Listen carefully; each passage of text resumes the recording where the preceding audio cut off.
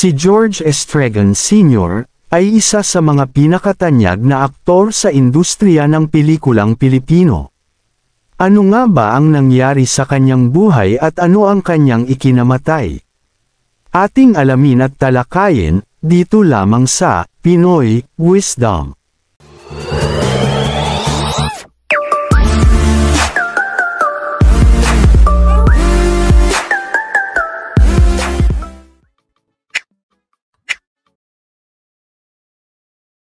Siya ay ipinanganak na may pangalang George Marcelo Ejercito, noong July 10, 1939, sa Tondo, Maynila.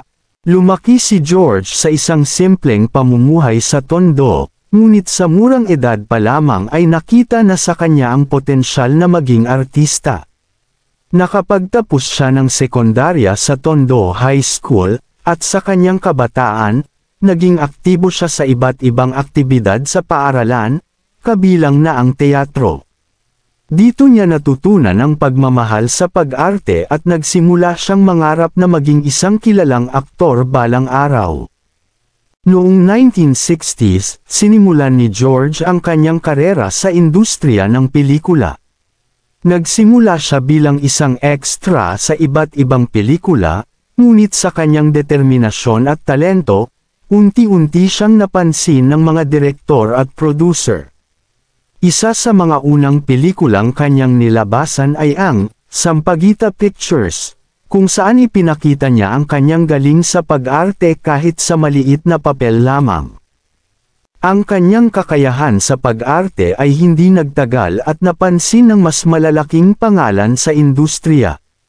Sa mga sumunod na taon, nagsimula siyang magkaroon ng mas malalaking papel sa mga pelikula. Sa dekada 1970 at 1980, si George Estregan ay naging isa sa mga pangunahing aktor sa pelikulang Pilipino. Nakilala siya sa mga papel na madalas na kontrabida, ngunit sa kabila nito, minahal siya ng mga manunood dahil sa kanyang husay at natural na pagganap. Ang kanyang husay sa pag-arte ay nagbigay sa kanya ng iba't ibang parangal, kabilang na ang Best Supporting Actor at Best Actor sa iba't ibang award-giving body sa Pilipinas. Sa kabila ng kanyang tagumpay sa industriya ng pelikula, nanatiling simple at mapagkumbaba si George sa kanyang personal na buhay. Siya ay nagkaroon ng 5 anak, at ilan sa kanyang mga anak ay nagpatuloy sa kanyang yapak at naging bahagi rin ng industriya ng pelikula at politika.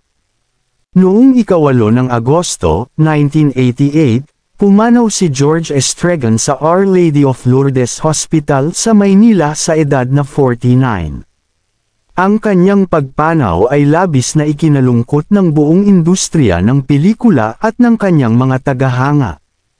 Si George Estregan Sr. ay itinuturing na isa sa mga haligi ng pelikulang Pilipino.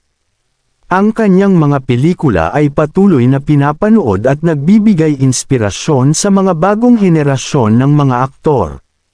Ang apelyidong Estregan ay nananatiling isang simbolo ng husay at dedikasyon sa pelikulang Pilipino. Sa kanyang maikling buhay, nag-iwan si George Estregan Sr. ng isang malaking marka sa industriya ng pelikula. Ang kanyang talento, dedikasyon, at pagmamahal sa sining, ay patuloy na nagbibigay inspirasyon sa maraming Pilipino, at ang kanyang pamana ay mananatiling buhay sa puso ng bawat isa. Hanggang sa muli, dito lamang sa Pinoy Wisdom.